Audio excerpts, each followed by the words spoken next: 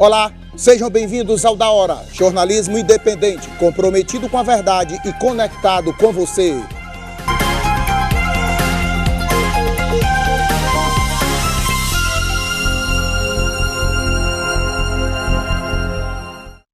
Salve, salve, queridos telespectadores, estamos de volta com o seu Da Hora de hoje, muitas notícias, muitas informações, a participação do telespectador pelo nosso WhatsApp e eu já quero começar aqui falando que hoje nós temos muitas novidades e a principal delas, o nosso novo diretor de jornalismo aqui da TV União, nosso querido Norton Lima Júnior, tem uma história já com a TV União, é um dos pioneiros do jornalismo aqui da TV União, que está conosco aqui pela primeira vez no Da Hora, agora nessa nova versão do Da Hora, nosso novo diretor de jornalismo, Norton Lima Júnior. Eu queria já começar falando com ele sobre as perspectivas, o que é que o público, o que é que o telespectador pode esperar em termos de jornalismo aqui da TV União. Doravante, querido Norton Lima Júnior. Aécio, é uma honra, né, tá de volta.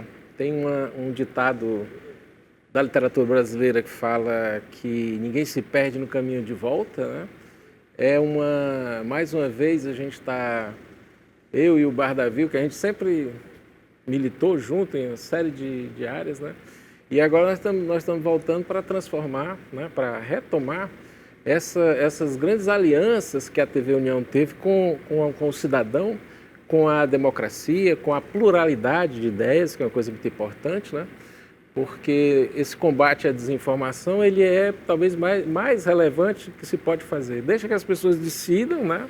Nós estamos agora já numa era diferente, muito diferente daquele período que a gente estava de tempo atrás. É muito gratificante trabalhar do lado do Bardavil, sobretudo porque ele nos anima, ele nos dá coragem e oportunidade, abre espaços e essas coisas todas. Quer dizer, se não fosse o Bardavil, nada disso estaria existindo, né? É uma pessoa que tem uma atuação aí em 4 estados do país, né? É uma coisa, não é um cearense desbravador, é uma coisa fantástica, embora ele seja cearense, mas ele é um cara internacional. Você imaginar assim que ele com 23 anos de idade, ele já era gerente de do Banco Real no Líbano, né? Em Beirute, e sai de lá dentro de um tanque de guerra, né? Quer dizer, é uma pessoa que tem uma experiência fantástica, é um produtor, é uma grande honra estar de volta nesse sentido. As novidades que a gente vem fazer vai ser uma reformulação na programação, de uma maneira geral. A gente vai dar uma abertura, vamos abrir mais espaço, vamos conectar mais ainda, né? Essa possibilidade, com essas possibilidades de hoje, em relacionado à voz, da voz para as pessoas falarem, né? A gente me lembra que a gente trabalhava muito com essa lógica da TV União de mãos dadas com o cidadão, é uma coisa que a gente trabalhava bastante. E o grande slogan da TV, que não pode se perder, que é essa aposta na juventude de maneira muito clara, né? Quer dizer, TV União jovem de cara e de coração. Porque, como diz, né, não basta ser jovem de cara, tem que ser jovem de coração. A TV, ela tem esse espírito, ele tem esse espírito de você abrir espaço para as pessoas, e as pessoas a partir daí se desenvolver, poder dar suas contribuições, né? Esse rompimento com essas panelinhas, esse rompimento com esses esquemas sórdidos que a gente vê em tudo quanto é canto, né? Essa falta, às vezes, até essa desinformação crônica sobre quem faz o quê, quem é quem, né? Para dar o nome aos bois de maneira muito clara, isso falta muito no jornalismo cearense. Os interesses estão maiores do que propriamente a necessidade de se falar, de se informar as pessoas, que sem isso você vai fazer uma sociedade virar um salão de espelhos, e isso é muito ruim para as pessoas, que elas vão sendo desinformadas. E é ruim também para o outro conteúdo, por outro lado, porque dessa desinformação, do erro só reproduz o erro, né? A gente tem um grande poeta inglês chamado William Blake, que ele falava o seguinte, que a cisterna contém e a fonte derrama, né? Essa é o grande espírito que nós estamos de volta, né? Para essa grande, vamos dizer, esse grande reencontro, né? Da necessidade que o cearense tem como um grande povo universal, talvez acho que seja o povo mais universal do mundo, um dos povos mais universais do mundo que nós temos, né? Para que ele volte a se informar e, bem informado, ele possa tomar, vamos dizer assim, as melhores decisões, a melhor decisão baseada no conhecimento pleno de todas as alternativas que nós temos. Bom, essa é a ideia de, né, essa é a vontade que a gente está tendo e, mais uma vez, agradecer ao Bardavil, porque ele mostra que ele é um cara de desafio, né, e a gente também gosta disso, né, todo mundo gosta disso, e vão vir por aí grandes novidades. Por exemplo, toda essa programação, agora nós estamos entrando agora já nas eleições, né, esse projeto TV União Eleições 2022, né, de você ter uma cobertura em tempo real plena, para as pessoas entenderem o que está acontecendo, sobretudo de desinformação, e essa aliança com essa parceria, essa participação ampliada do eleitor, né, no combate das séries de irregularidades que existem durante os pleitos eleitorais, por exemplo. A gente vai disponibilizar um link de acesso para que o eleitor passe a ser um fiscal da democracia, como nós vamos ser, tá? Se ele tiver problemas se ele flagrar, né, no dia dos flagrantes que ele vai passar, campanhas irregulares, desde propaganda irregular, desde fake news e desde compra de votos e essas coisas todas que a gente sabe que acontece, né? Esse nosso canal vai estar diretamente ligado a esse Ministério Público Eleitoral. Nós vamos fazer uma parceria direta com eles para que a gente possa ter uma eleição que funcione dentro dos termos da democracia normal, do que é usual e do que é esperado diante de um pleito eleitoral, né? Inclusive também no trabalho de fiscalização das urnas, né? Esse trabalho vai ser uma coisa muito importante, desde a cerimônia de geração de mídia, que é uma coisa que as pessoas não acompanham, mas nós vamos acompanhar, vamos ficar muito ligados em tudo que vai vir daqui para frente, né? Muito bom. Norton Lima Júnior, nosso novo diretor de jornalismo aqui da TV União. Comigo aqui também o Dr. Luiz Roberto, cirurgião de cabeça, pescoço, professor da Universidade Federal do Ceará e agora coordenador de um projeto de saúde digital. Esse assunto, inclusão digital, educação digital, saúde digital, ele tem sido uma pauta muito frequente nos últimos tempos e o Dr. Luiz Roberto é um especialista nisso, em saúde digital, está conosco aqui. Dr. Luiz Roberto, muito bom ter o senhor aqui no Da Hora, seja bem-vindo. Muito obrigado, pela oportunidade, e é sempre importante que essas coisas possam ser disseminadas para o público, tomando aqui um gancho aqui na palavra do Norton. Quanto mais informada a população estiver sobre essas possibilidades, melhor será o trabalho que se pode prestar em termos de ações de saúde para a própria população. Então, não é uma questão só de educar digitalmente os profissionais da área da saúde, sim, educar também os profissionais e, ao mesmo tempo, educar os próprios usuários das ações que podem ser melhoradas na medida em que a saúde digital vai sendo implantada no país.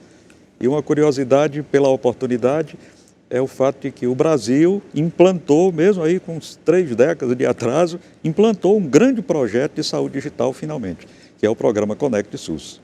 Já não era sem tempo, né, doutor? Já não era sem tempo. Mas a gente vai falar mais sobre isso daqui a pouco. Também comigo aqui na nossa bancada do Da Hora hoje, o pastor Luiz Carlos está conosco aqui, já orou aqui pela TV União, orou em vários setores da TV União e vai conversar conosco aqui um pouco sobre as pautas do cristianismo dentro da política, né? Nós temos um presidente que se denomina cristão, não é isso? As pautas que defende a família, os princípios bíblicos da palavra de Deus e a importância disso também na política. Muito obrigado pela sua presença aqui conosco. Se apresente aí para os nossos telespectadores, pastor Luiz Carlos. Quero agradecer primeiramente ao Bardavil pelo convite de estar aqui nesse momento, um momento especial, e sobre essa questão da importância, né, da política. Temos tantos exemplos na Bíblia Sagrada de homens que Deus escolheu, que Deus chamou para ser líder. E esses homens, eles fizeram realmente a diferença. Um deles trata-se de um homem chamado José do Egito. Na época, o mundo atravessava todos os países. do mundo. Estava atravessando uma fome miserável. Faltava de tudo. Porém, no Egito, esse homem de Deus, chamado José, ele governou o Egito com tanto sucesso que os países, os líderes de outros países, eles iam até o Egito atrás de alimento, atrás de comida. Por quê? O mistério, né? A palavra do Senhor diz que Deus era com José. Então, é como está escrito no Salmo, né? Feliz é a nação cujo Deus é o Senhor. E quero também aproveitar esse momento para convidar todas as pessoas que estão assistindo o programa agora. Vamos usar a fé. No final do programa estaremos ministrando aqui, fazendo uma oração para todas as pessoas, independente da sua religião. Estaremos abençoando a sua vida, tá bom? Vou pedir para você preparar um copo com água. Vamos consagrar esse copo com água na sua casa, no seu lar, onde quer que você esteja agora, principalmente quem está precisando de um milagre, porque o Deus do passado é o mesmo Deus do presente, é o Deus do futuro, é o Deus do já. Você precisa de um milagre. Daqui a pouco fazemos esta oração. Pronto, dadas as informações apresentadas dos nossos convidados, nós vamos a um rápido intervalo. Daqui a pouco a gente volta com o Seu da Hora. Não sai daí, fica com a gente.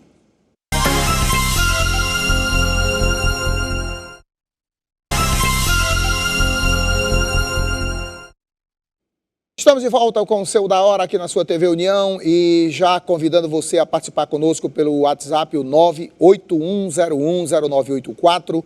É o nosso WhatsApp, você manda a sua mensagem, sua informação aqui é da hora. E já aqui em nossa bancada, a nossa jornalista Marília Karen. Olá, Aécio. Olá, doutor Luiz Roberto. Seja muito bem-vindo à nossa bancada. E olá, nosso telespectador querido. Que coisa boa estar aqui com vocês. E eu já cheguei aqui falando que a Câmara dos Deputados aprovou a criação de uma política nacional de educação digital. Confira.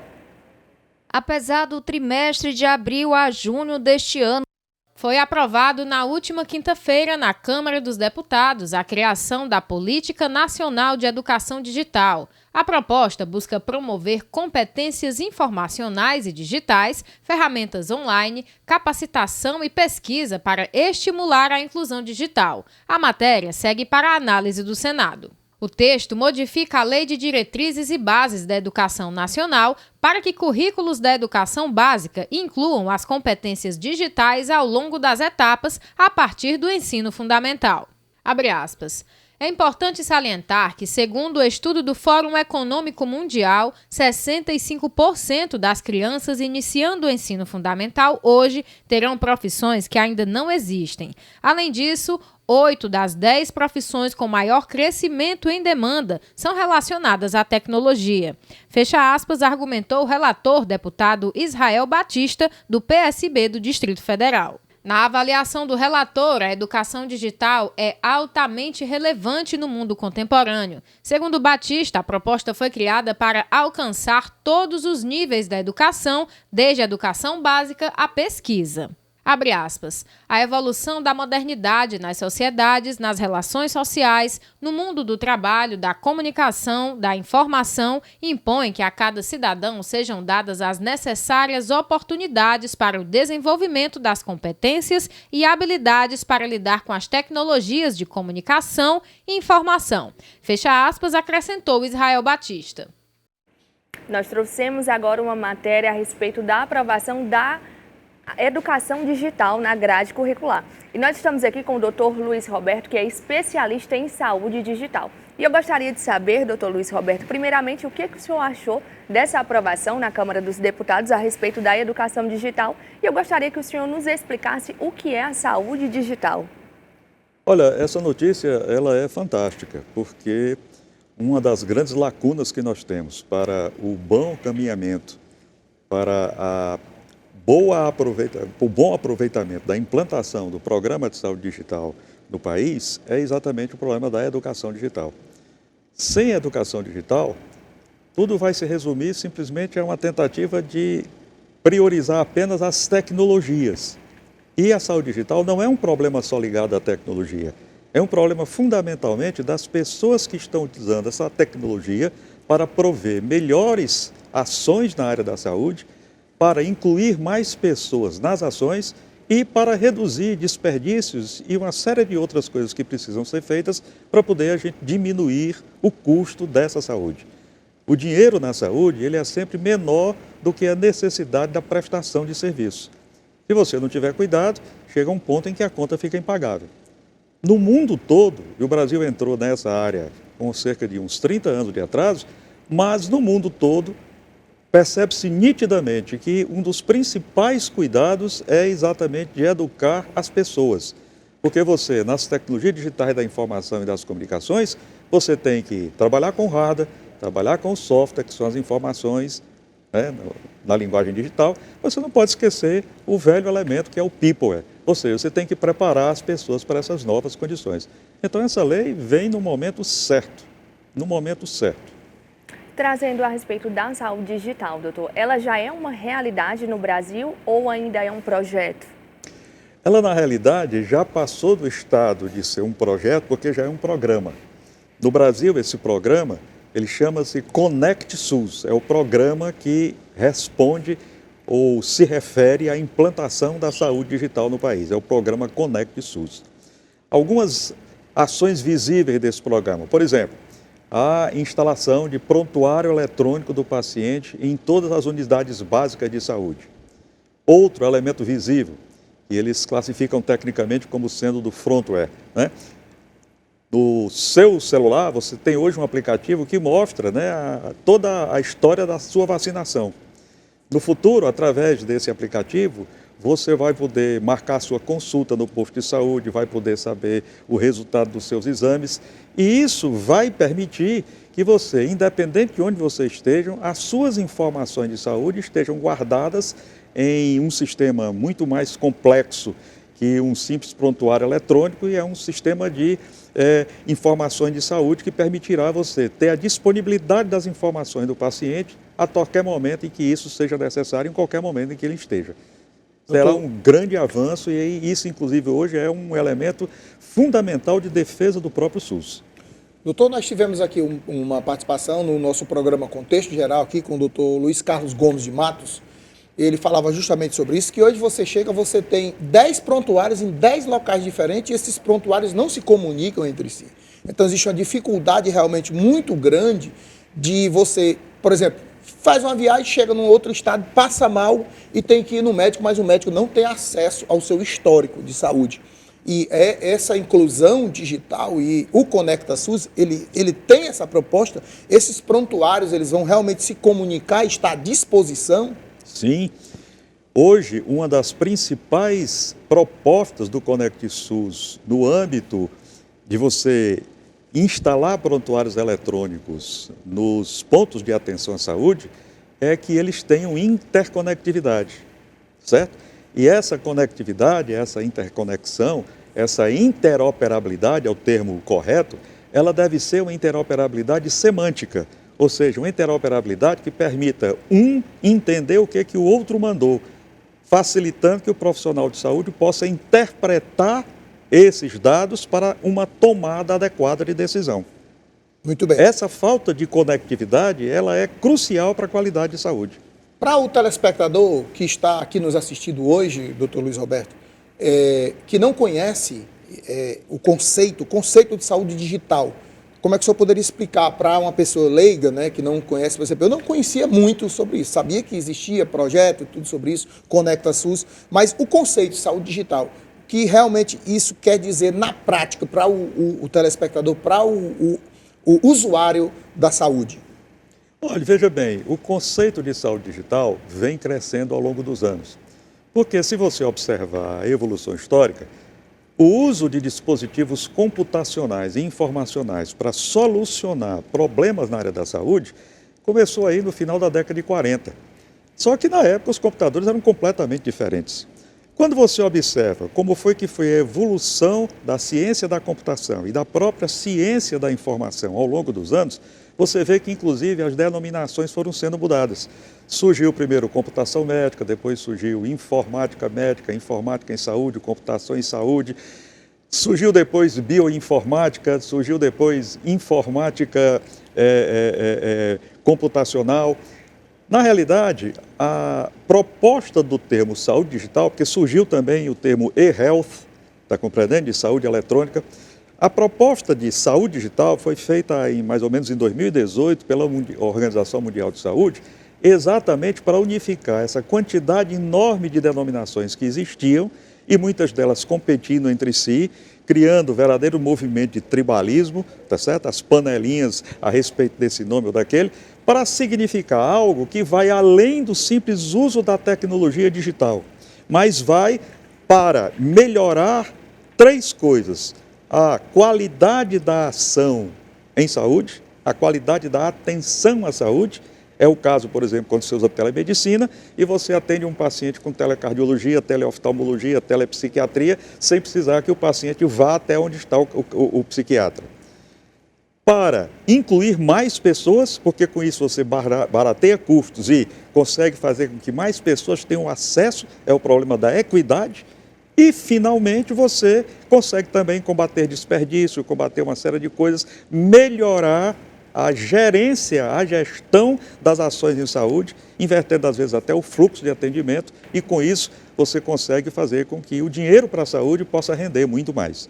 Tá certo? Dr. Luiz Roberto, eu tenho uma pergunta. Como que tem sido a adesão dos médicos a essa realidade da saúde digital? Porque nós sabemos que o médico por si só já tem que ter muito estudo, já exige ali realmente todo um estudo mesmo, né, de análise dos casos, de incluir o estudo da tecnologia, porque quer queira ou não, tem médicos que não estavam ali acostumados, né, com essa realidade digital. Como que tem sido essa adesão ao seu ver? Marília, você fez uma pergunta crítica, né? Me permito usar aqui um linguajar bem simples, você botou o dedo na ferida. E não é só em relação ao médico, é em relação a todos os profissionais de saúde, né? Na realidade, o que a gente sabe na área da saúde é que, de um modo geral, não só na medicina, mas na enfermagem, odontologia e outros mais, existe uma tendência a muito conservadorismo. E esse conservadorismo tem uma razão. As pessoas são conservadoras na área da saúde com novidades, porque têm receio de que essas novidades possam não dar certo e causar um mal pior do que o que era utilizado antes. Agora, o que a gente precisa é vencer algumas lacunas para resolver isso. Por quê? Você forma, tá certo, as pessoas, e é a partir da formação, não só da informação solta, que você consegue vencer o conservadorismo. Ou seja, é um problema, no final das contas, de educação. E com um detalhe, na área da saúde, o uso das tecnologias, sejam digitais ou não, elas necessariamente precisam passar pela avaliação do respeito ético. Portanto, existem limites éticos de uso das tecnologias digitais, da informação e das comunicações. Em resumo, para você vencer esse conservadorismo, essa resistência à adoção das tecnologias digitais na área da saúde, você precisa introduzir a educação digital e a educação em saúde digital nos currículos de graduação de todas as áreas da saúde. Eu espero que um dia a gente possa comentar aqui que, do mesmo jeito que surgiu essa lei, que está obrigando agora a ter educação digital para todas as áreas de ensino, em todos os níveis da educação, nós também tenhamos uma lei que diga é obrigatório ensinar saúde digital nas graduações das áreas da saúde de um modo geral. Ou seja, seria um currículo, fazer parte do currículo. Sim. A disciplina que fizesse parte do currículo. É exatamente. Tem que estar dentro do currículo. Isso já é assim na grande maioria dos países da Europa, na grande maioria dos países de língua inglesa, dos Estados Unidos, no Canadá, na Austrália. Você tem uma ideia? Você sabe quando foi que começou a se ensinar a saúde digital nas graduações da área da saúde e em medicina especial na Alemanha? Na década de 60. No Brasil, hoje, saúde digital, isso é uma das lacunas. Não é obrigatório de ser ensinado na área da saúde, em nenhuma das graduações. Não constitui, no Brasil, ainda uma ciência, porque não é reconhecida pela CAPES, pelo CNPq como tal, e, na realidade, a saúde digital é considerada hoje uma tecnociência aplicada multi, transdisciplinar e ainda mais, já é reconhecida no mundo, quase no mundo todo, como uma área de especialização médica. Nos Estados Unidos, ela inclusive recebeu o nome de informática clínica.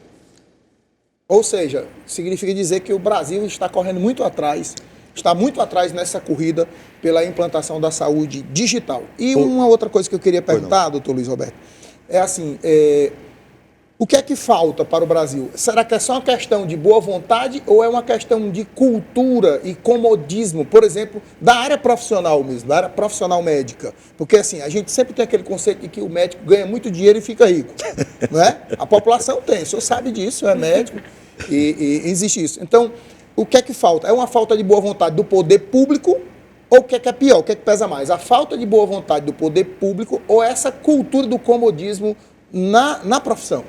Rapaz, sem dúvida tem um lado cultural nessa história, né? Paul Sonnier, que é um dos grandes pesquisadores nessa área de saúde digital, tem uma descrição, uma definição do que é, uma conceituação, seria até melhor do que é saúde digital, que eu gosto muito, porque ele diz que é a convergência, né, da revolução digital com a revolução da genética, tá certo? Com a saúde, os cuidados com a saúde, a cultura e a vida, tá certo? Na realidade, diversos fatores entram, mas a saúde digital, como o uso das tecnologias digitais da informação e das comunicações de uma forma geral, tem um fundo essencialmente cultural. E essas tecnologias, elas são emergentes e são disruptivas, porque elas podem causar alterações para o bem e para o mal. E é por isso que é preciso educar. Por exemplo, você fazer consulta através do WhatsApp, ou você está fotografando as pessoas ou filmando casos de doenças pelo WhatsApp e depois disseminando, isso, rapaz, é uma falta grave de ética. E hoje, correndo o risco de ser penalizado pela Lei Geral de Proteção de Dados. Então, tudo isso é uma questão de cultura. E cultura não se muda por decreto, se muda por educação. Então, tem que insistir que isso tem que ser ensinado rapidamente nos currículos das graduações da área da saúde. Não é só em medicina e as 4 mais clássicas, não. Doutor, ao seu ver, a pandemia veio aí como uma forma de impulsionar, de certa forma, a saúde digital? Porque, assim, nós sabemos que a telemedicina ficou muito presente agora durante a pandemia, né? As pessoas em isolamento muitas vezes procuravam e até mesmo acompanhamento psicológico online, né? Consultas de emergência online também, isso no particular, né? Trazendo para a realidade do hospital particular. Então, se houver que a pandemia, esse período de isolamento, onde as redes sociais, a tecnologia foi muito usada, serviu como uma forma de impulsionar a saúde digital? Sem dúvida que sim. O mais interessante é a gente observar o que está acontecendo no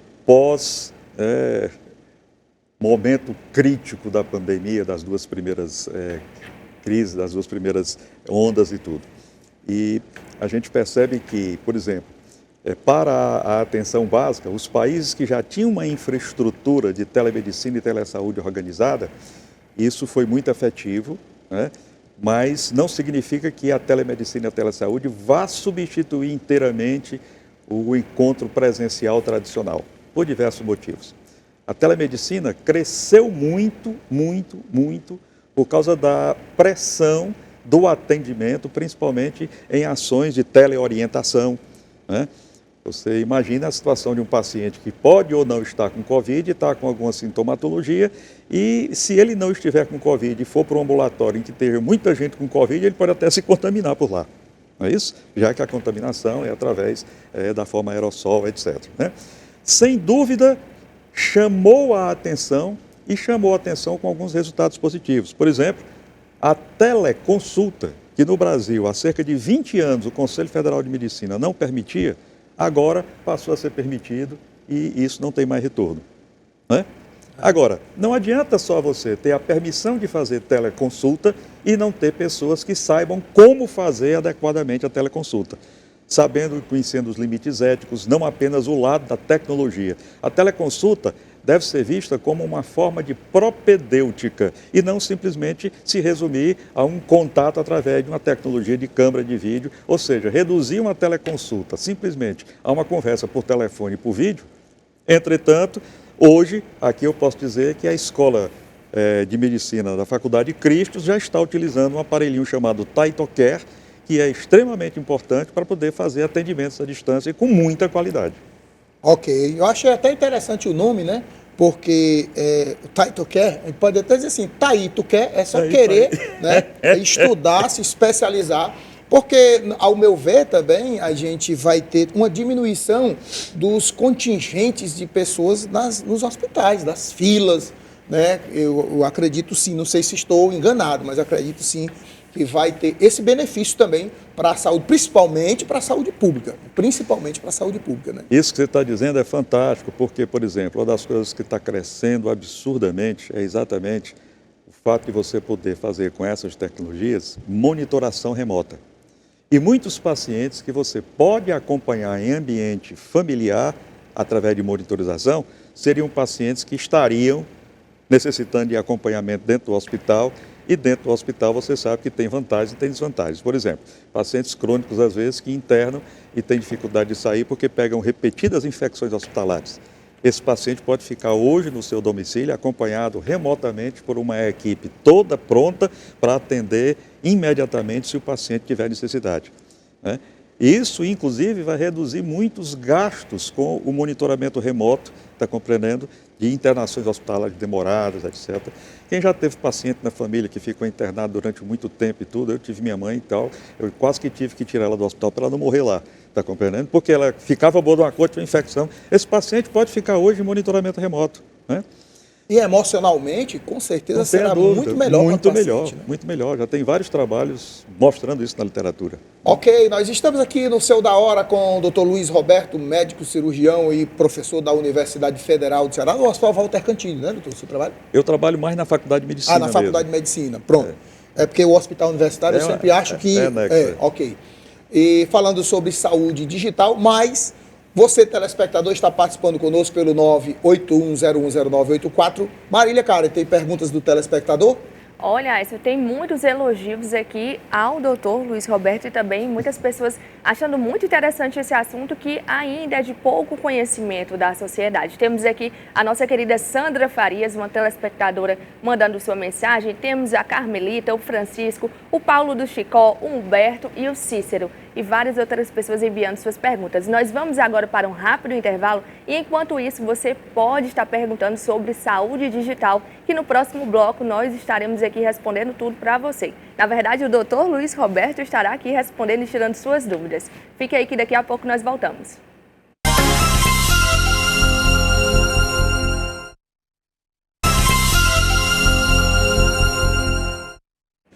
Olá, estamos de volta com o Seu da Hora, aqui com o Dr. Luiz Roberto, cirurgião, médico cirurgião da Universidade Federal de Ceará, da Faculdade de Medicina do Ceará, falando sobre a saúde digital, esse tema que tem sido pauta nos últimos tempos, não só nos noticiários, mas em todos os núcleos de saúde do Ceará, do Brasil e do mundo. Nós já sabemos, já ficamos sabendo aqui que a saúde digital ela já é bem antiga, mas hoje eu queria perguntar para o doutor Luiz Roberto agora qual o panorama da saúde digital no mundo, o panorama geral. Assim, o senhor falou que Estados Unidos já tem desde 1960, mas em se tratando assim, de uma realidade no mundo todo e como a gente pode gerar a expectativa para o Brasil. Veja, isso é uma questão muito importante porque a visão da Organização Mundial de Saúde é que a saúde digital ela deve ter uma característica de cada vez mais ser globalizada e mais ainda. Isso é importante, inclusive, diante de situações como foi da pandemia e de outras possíveis pandemias que podem acontecer, porque se tudo isso tiver, integrado em termos globais, vai ser muito mais fácil você detectar e tomar providências a tempo antes que certas catástrofes ocorram, como foi essa infeliz situação do Covid-19. E isso implica em que haja uma grande movimentação para internacionalizar ações educacionais e, principalmente, ações de pesquisa. Há uma coisa que o grande público, na maioria das vezes, não sabe, e mesmo pessoas especializadas não sabem, é a quantidade de dinheiro que hoje circula no que se chama mercado da área da saúde para o desenvolvimento de aparelhos, equipamentos, computadores dedicados, softwares para ajudar no diagnóstico, testes para você descobrir doenças raras, implantáveis. Alguns dias atrás eu vi um colega dando uma palestra, ele disse, rapaz, um momentinho, e aí passou o celular dele assim, olhou e disse, não, é porque eu sou diabético infanto-juvenil e eu vejo a minha glicemia através de um sensor que eu boto aqui na minha pele. São trilhões de dólares que giram nesse mercado para melhorar a qualidade da saúde das pessoas.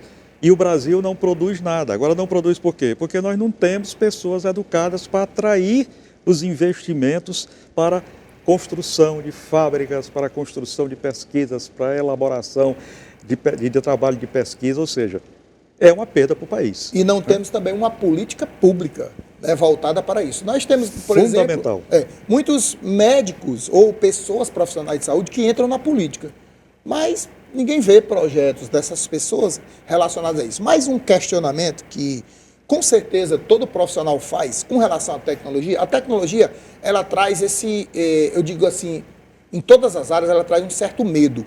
Por exemplo, o surgimento da Revolução Industrial trouxe o medo de uma perspectiva de que a máquina tomasse o lugar do homem, né? E com a questão da implantação da telemedicina, da digitalização de uma boa parte dos procedimentos médicos, desafogando a questão do atendimento presencial dos hospitais, haveria um risco também para a questão profissional, da perda de postos de trabalho, digamos assim, sendo bem claro? Sendo bem claro, Écio, isso é um grande mito, na realidade, né? O que a gente vai ter no futuro, muito claramente, é que a tecnologia não vai desempregar nenhum profissional da área da saúde. Agora, aquele profissional da saúde que não estiver preparado para trabalhar com tecnologia, ou ele vai sair do mercado, ou ele não consegue nem o primeiro emprego. Meu amigo, veja bem, inteligência artificial na área da radiologia. Hoje nós conseguimos, através de algoritmos específicos para isso, dar diagnósticos que são cerca de 95% a 96% tão precisos quanto de um radiologista bem formado. Com um detalhe, trabalha 60% mais rápido. Isso significa o quê? Que o número de pacientes parados dentro de uma sala, esperando para fazer uma radiografia, vai ser muito menor. Por quê? Porque isso poderá, inclusive, ser feito à distância. Ultrassonografia já está se conseguindo. Outra coisa, o número de pacientes que faz uma radiografia e precisa voltar para fazer novamente, porque ela não saiu bem centrada, etc., não precisa. Ou seja, vai desempregar radiologista? Eu acho que não. Agora, o radiologista que não souber usar essas tecnologias, ele não consegue entrar no mercado. Vai ficar parado no tempo, né? Vai ficar parado no tempo, né? E nós vamos agora de matéria, vamos falar que após a divulgação de pesquisas em relação à compra, tem mudança no consumo das pessoas. Confira. Uma pesquisa do Datafolha mostra que quase 7 em cada 10 brasileiros estão em busca de produtos de marcas mais baratas, muitas vezes adquirindo alimentos de menor qualidade, perto do vencimento ou fora dos padrões tradicionais para economizar nas compras. Segundo o levantamento, 67% mudaram os hábitos de compra. São 61% os que foram em busca de marcas mais baratas e 29% os que compraram produtos próximos ao vencimento. Segundo o advogado especialista em direito do consumidor, Vladimir Rommel, é importante estar atento às promoções de produtos próximo ao vencimento. O fornecedor ele tem que ter muito cuidado na oferta desses produtos, porque o vencimento ele é uma média, uma estimativa de validade, né? Então, ali, às vezes, uma variação entre 2 dias antes do vencimento pode ser que, pelas condições até de conservação, esse produto não esteja apto para o consumo. E aí, no caso, pelo artigo 18 do Código de Defesa do Consumidor, o fornecedor ele responde por vício de qualidade do produto. Entre as pessoas que estão em busca de economizar para manter a comida na mesa está a Lúcia Neves. Eu tenho trocado sim a carne vermelha pela branca por conta dos valores que todos os dias é mais alto, e a gente troca alimento por outro alimento para driblar as situações da nossa mesa e não faltar o pão de cada dia. Vladimir Rommel faz uma observação importante em relação às substituições nos supermercados. Em relação ao consumo de soro de leite, sobras de carne, o consumidor ele só não pode ser induzido a erro, né, e confundir que ele está comprando leite, sendo que ele está levando soro. Isso aí já entra a questão do princípio basilar da defesa do consumidor, que é a informação ampla e direta ao consumidor. Então, o consumidor ele tem que ter acesso à informação direta de que é aquele produto que ele está consumindo, para ele não levar um similar de menor qualidade, né, achando que está levando o produto que ele está buscando. Sandoval Albuquerque, que é nutricionista, destaca que o valor nutricional de produtos compostos ou similares é diferente do produto em si e, inclusive, dá uma dica de substituição que garante um bom valor nutricional. No composto lácteo, a indústria pode utilizar até 50%, 51% do leite em pó e o resto dos ingredientes não precisa ser leite, já que quando a gente vai comprar o leite em pó, ele é 100% leite em pó. E aí, quando escolhe o composto lácteo, por exemplo, tem outros ingredientes ali para poder fazer aquela mistura, aquele preparado. Consequentemente, tem perda nutricional. Aquele valor daquele produto, nutricionalmente, não é o mesmo. E aí, uma alternativa é a gente usar proteínas vegetais. Uma boa dica é a proteína da soja, proteína texturizada da soja, que a dona de casa vai encontrar exatamente nas prateleiras onde está lá os feijões, os grãos. E uma boa ideia, para quem ainda não consome esse tipo de proteína, é misturá-la à carne. Então, você, em vez de comprar 1 kg de carne moída, você vai economizar comprando só meio quilo de carne moída e as outras 500 gramas você coloca exatamente essa proteína da soja, misturando ali bem temperado, vai ficar com um sabor gostoso e você vai estar colocando um valor proteico, um vegetal de alto valor proteico na sua alimentação. E temos aqui a participação do nosso telespectador, temos aqui a Francisca Silvestre. Ela faz uma pergunta ao senhor, doutor, ela quer saber se ela, como paciente usuária do sistema de saúde público, como que ela deve se comportar com o avanço da saúde digital? O que é que ela deve fazer? Bom, obrigado pela pergunta, ela é muito interessante, porque há necessidade realmente de que o usuário na categoria de quem precisa dos serviços de saúde, saiba exatamente o que é que tem disponibilizado e quais são os seus direitos, para que ele, inclusive, possa contribuir para qualificar se esse tipo de serviço está realmente sendo atendido, está prestando a finalidade ao qual ele se propõe. Então, a primeira coisa que você precisa fazer é o seguinte, olha, acompanhe, tá certo, o desenvolvimento de tudo o que está acontecendo em relação ao Conect SUS pela internet.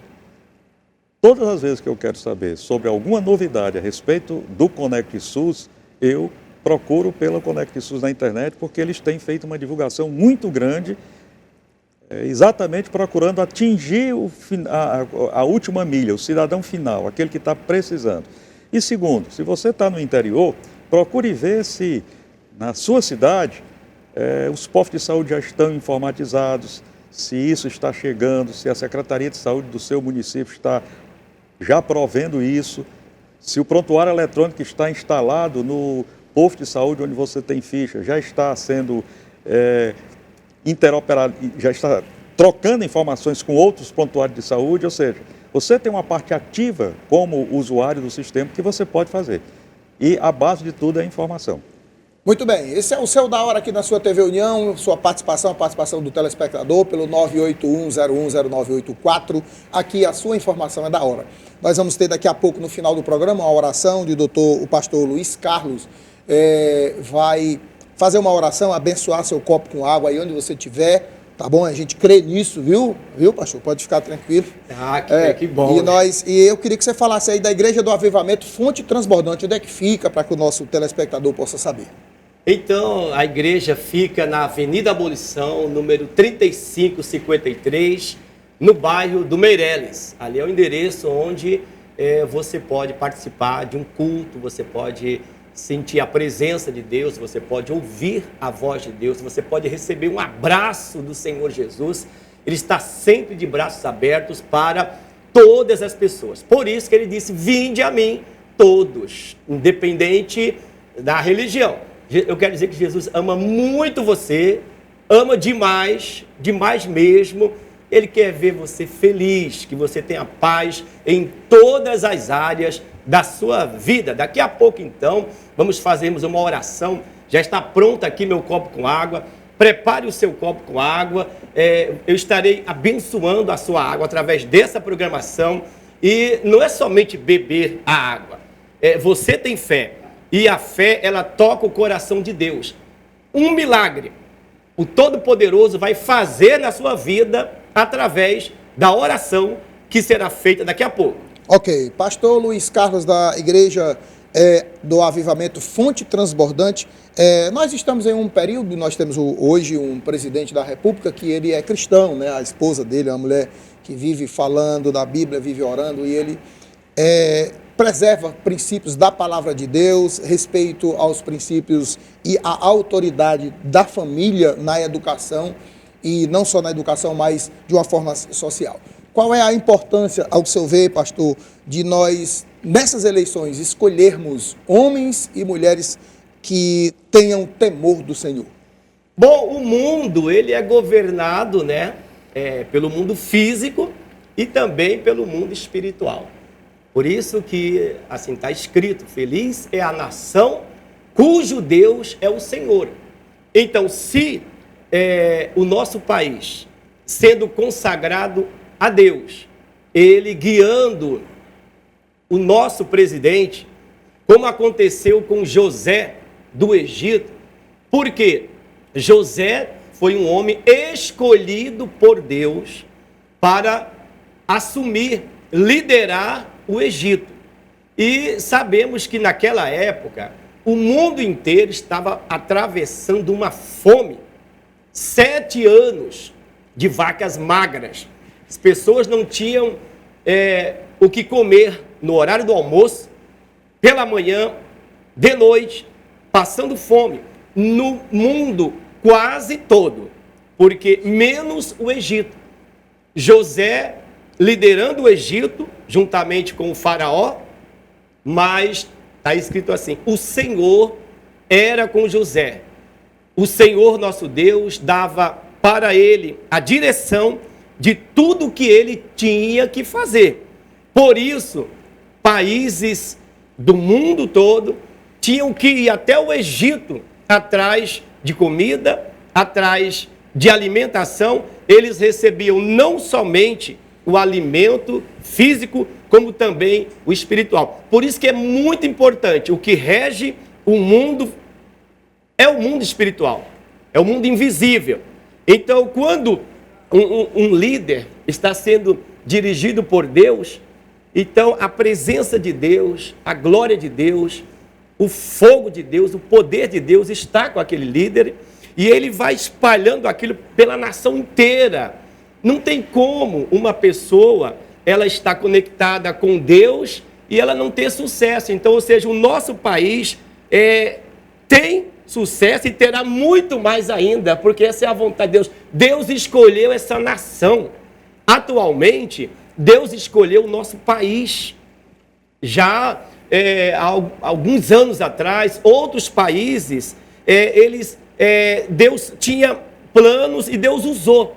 Agora chegou o momento, é o nosso país, a nossa nação sendo guiada por Deus, pelo Espírito Santo, não tem como dar errado, né? Isso, pastor, com toda certeza. Eu creio nisso, e eu lembrei agora até de um versículo de Êxodo, capítulo 18, capítulo 18, salvo engano, verso 20, diz que é uma orientação de Deus, quando forem escolher alguém para representar o povo, para julgar o povo, governar o povo, escolhei dentre vós homens tementes a Deus e que se desviem do mal. Nós podemos citar homens da Bíblia, você citou José muito bem, que a história de José tinha que se escrever. É incrível, é uma coisa extraordinária. Livro, né? Mas a gente pode ver homens como Ezequias, homens como Davi, E um fato muito interessante é que quando a Bíblia fala de Jó, fala assim, que ele era um homem íntegro, reto, temente a Deus e que se desviava do mal. Quando Noé foi chamado por Deus, a característica também foi a mesma. Olha, eu vou fazer um novo projeto para o povo, mas Noé encontrou graça diante de Deus, porque o Noé era um homem íntegro, temente a Deus e que andava com Deus. Então a importância de nós termos homens na política que temem a Deus. Inclusive nós temos na nossa cédula, no nosso dinheiro, na moeda, nós temos a frase, louvado seja Deus. Faça uma referência a feliz é a nação cujo Deus é o Senhor. Mas você como pastor, como um homem de Deus, que lida com as coisas espirituais, qual a sua expectativa para essa eleição? A nossa expectativa é que Deus, de maneira grande e poderosa, Ele esteja sempre abençoando essa nação, porque como nós falamos acerca de José no Egito, o Senhor falou de Noé, a palavra diz que Noé era um homem justo, por isso Deus trabalhou na vida dele. Temos um outro exemplo muito interessante, assim, glorioso, eu posso falar assim, quando o corpo do nosso Senhor Jesus estava sobre a cruz, pendurado na cruz, interessante isso, né? Estava ali na cruz e a palavra diz que foi escolhido um político para tirar o corpo do Senhor Jesus da cruz, chamado José de Arimateia. Então, a importância... Foi ele que cedeu o túmulo, né? Cedeu o túmulo para Jesus. Exatamente, é essa a importância de termos um homem de Deus governando essa nação. Muito bem, pastor.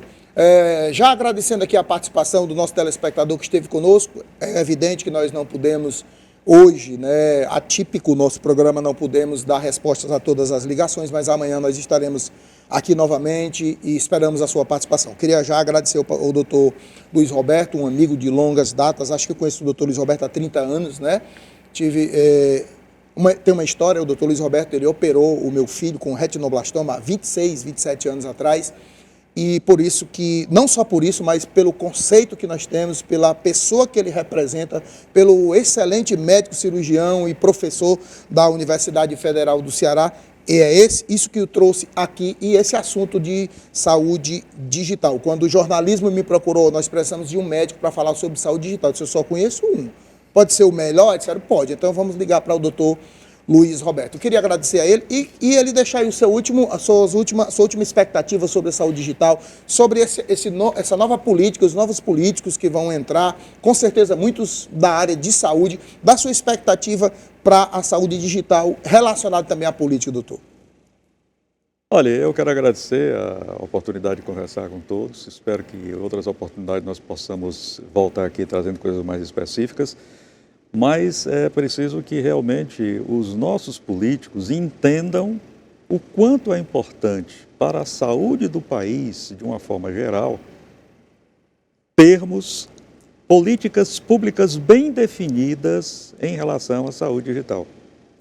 Isso não é apenas uma questão de novidade, de inovação pontual.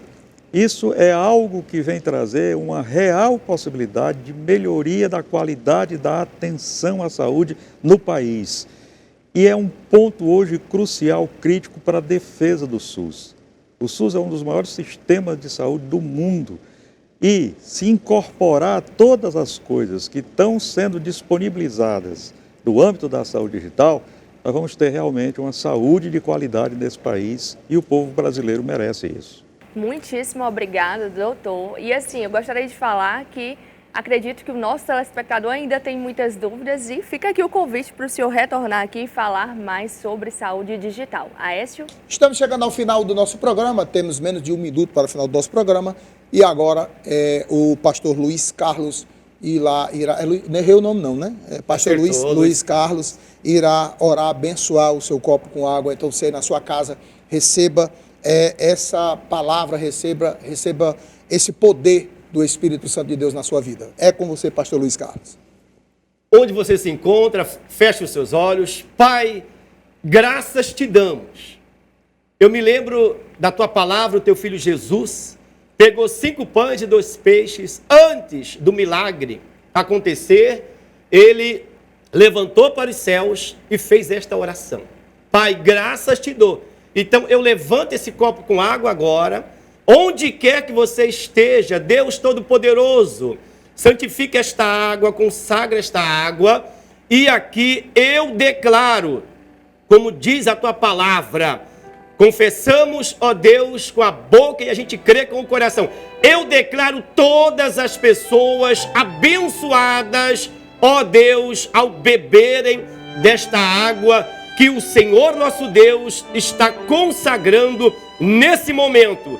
Declaro curada no corpo, na alma e no espírito. Em nome de Jesus, te agradeço. Onde você se encontra, bebe da água, receba seu milagre no seu corpo, na sua alma e no seu espírito. Amém. Ok, estamos chegando ao final do nosso programa. Muito obrigado pela sua audiência. Que Deus abençoe a sua vida. Marília, Cara, obrigado mais uma vez. Amanhã nós estamos de volta. Muito obrigada, Aécio. Muito obrigada, pastor Luiz Carlos. E muito obrigada, doutor Luiz Roberto. E muito obrigada a você, nosso telespectador querido. Amanhã tem muito mais da hora e muito mais notícias. E nós esperamos você aqui. Tchau, tchau.